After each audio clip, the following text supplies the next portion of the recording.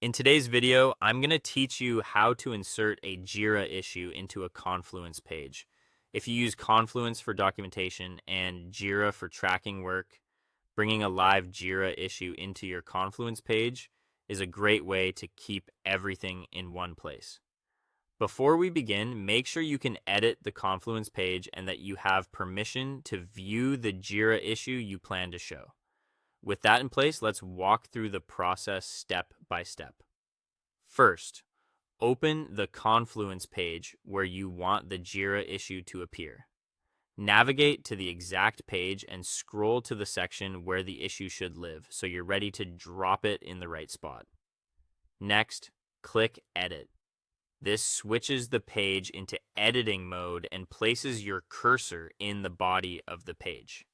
Position your cursor exactly where you want the issue to be inserted. The macro will land right there.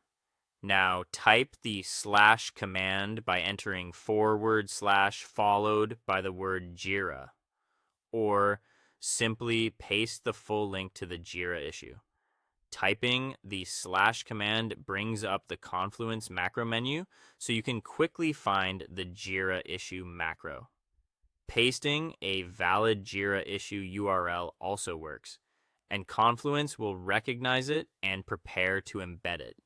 Both approaches achieve the same goal, so use whichever you prefer. When the menu appears, select the Jira issue option. This confirms that you want to embed an issue rather than just show plain text. You'll typically see it labeled as a Jira issue or Jira macro in the list. Then choose the specific Jira issue you want to display.